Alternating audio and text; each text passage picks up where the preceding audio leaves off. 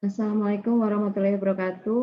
Pada pertemuan kali ini, saya akan mencoba membahas tentang mata kuliah di komunikasi bisnis adalah komunikasi dengan keragaman ya.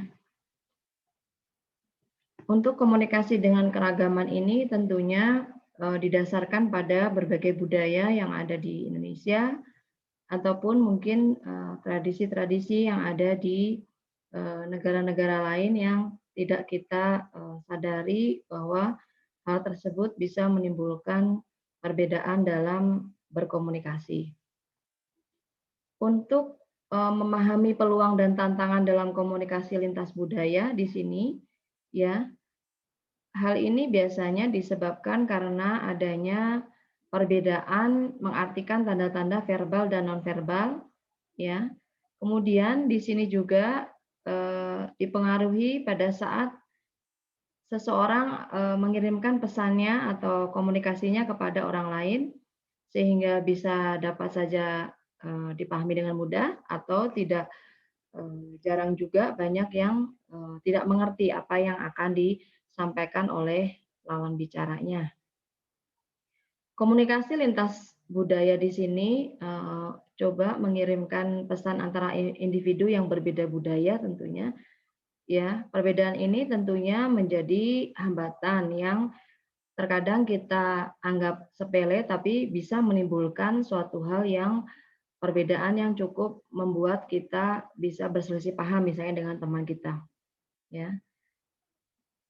Tantangan dalam komunikasi antar budaya di sini tentunya yang paling sering kita lihat adalah bahasa. Ya, bahasa itu banyak yang berbeda ya tentunya. Kalau kita menggunakan bahasa Indonesia itu tidak kentara. Tapi kalau misalnya kita ada di suatu daerah tertentu dan kita misalnya belum pernah menggunakan bahasa tersebut, tentunya hal ini menjadi suatu kendala. Ya. Kemudian adanya sinyal-sinyal nonverbal. Kalau sinyal nonverbal ini biasanya berhubungan dengan bahasa tubuh seseorang. Bahasa tubuh seseorang itu di suatu daerah pun akan jauh berbeda karena mereka memiliki kultur atau budaya yang berbeda juga dengan yang biasa kita jumpai misalnya, ya. Kemudian ada arti kata, juga mengenai isu waktu dan tempat. Nah, ini biasanya kalau kita pergi ke negara lain misalnya ya, terjadi perbedaan waktu yang cukup jauh misalnya sampai 8 jam, 10 jam atau 12 jam. Nah, ini juga menjadi kendala. Pada waktu kita harus tidur misalnya di daerah Eropa sana, tapi kita pada waktu itu kita masih eh, terjaga gitu ya, nggak tertidur. Jadi itu juga menjadi suatu hambatan. Tapi pada waktu orang lain di sana udah pada tidur, kita udah ada waktunya bekerja, kita masih tidur gitu ya.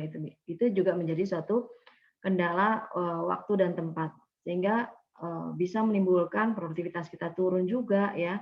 Terus kita juga tidak betah lah di sana istilahnya karena ada perbedaan waktu tersebut. Kemudian ada aturan-aturan tentang kebudayaan, karena setiap daerah, setiap negara juga memiliki aturan-aturan yang berbeda. Ya, budaya-budaya berpakaian pun misalnya itu juga bisa menjadi suatu hambatan kalau kita belum terbiasa menggunakannya. Pentingnya komunikasi bisnis lintas budaya ini tentunya bisa menjadi suatu keputusan penting ya. Kalau kita tidak memahami baik secara lisan maupun tertulis, maka ini akan menjadi suatu hambatan tersendiri. Misalnya satu contoh, pengiriman email dengan menggunakan bahasa eh, bahasa asing misalnya ya, kita tidak mengetahui grammarnya secara baik. Nah, ini bisa disalahartikan oleh buyer yang ada di luar negeri.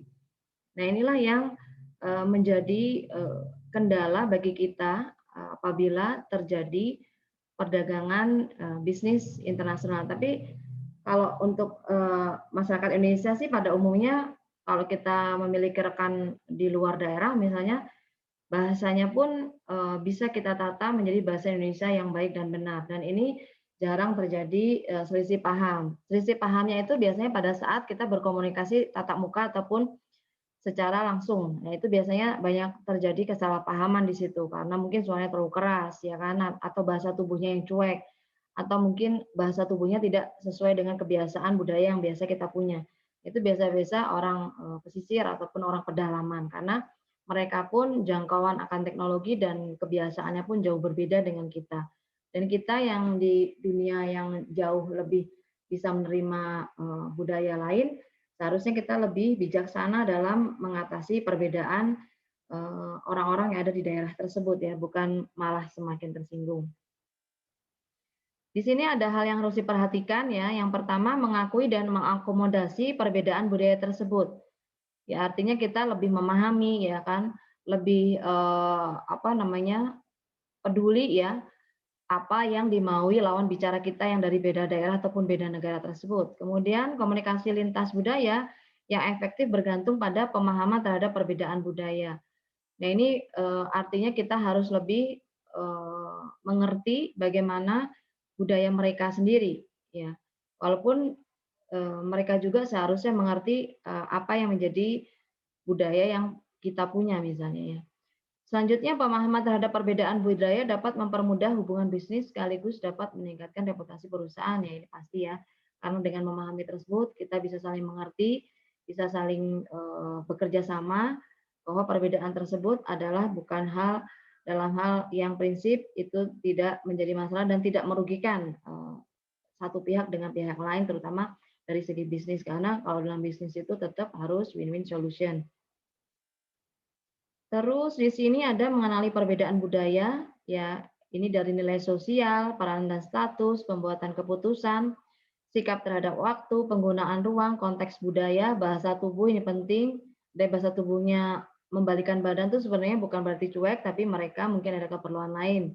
Terus ada sopan santun, tingkah laku etis.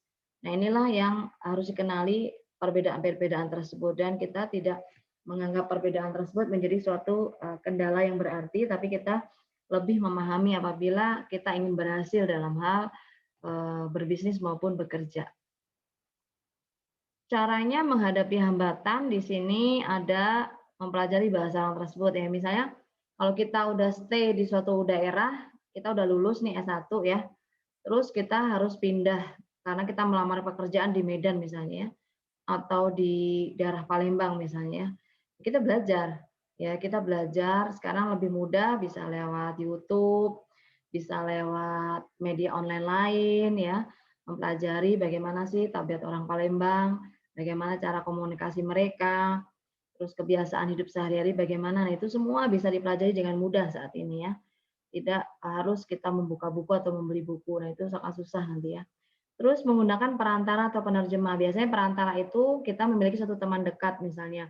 Terus sahabat lah yang bisa dijadikan teman untuk mengerti dan memahami serta mempelajari budaya baru yang baru kita rasakan gitu ya. Misalnya tempat baru nih, kita baru sampai Jakarta, ternyata orang Jakarta tuh cuek banget gitu ya dibanding orang Bandung misalnya.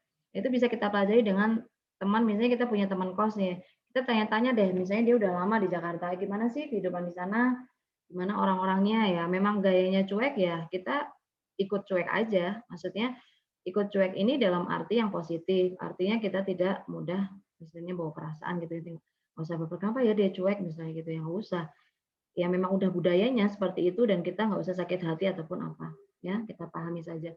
Kemudian ada komunikasi dengan keragaman yang efektif. Nah, supaya efektif bagaimana? Di sini kita bisa membuka peluang bisnis, mengkontribusikan ya pandang-pandangan yang ide yang luas, artinya tidak sempit. Terus dapat merekrut orang-orang yang berbakat serta dapat memberikan pesan tersendiri ya. Kita bisa menginterpretasikan pesan apa yang bisa disampaikan dari perbedaan tersebut ya. Selanjutnya ini contoh kasus ya yang bisa kalian baca. Di sini bisa diselesaikan dengan cara strategi yang komunikasi yang baik tentunya sehingga tidak terjadi kesalahpahaman dan apa namanya? Komunikasi perbedaan komunikasi ini pun bisa menjadi khasanah dalam kita berkomunikasi dengan teman-teman berbeda budaya maupun berbeda bangsa. Mungkin demikian penjelasan kali ini, materi hari ini. Terima kasih atas perhatiannya. Wassalamualaikum warahmatullahi wabarakatuh.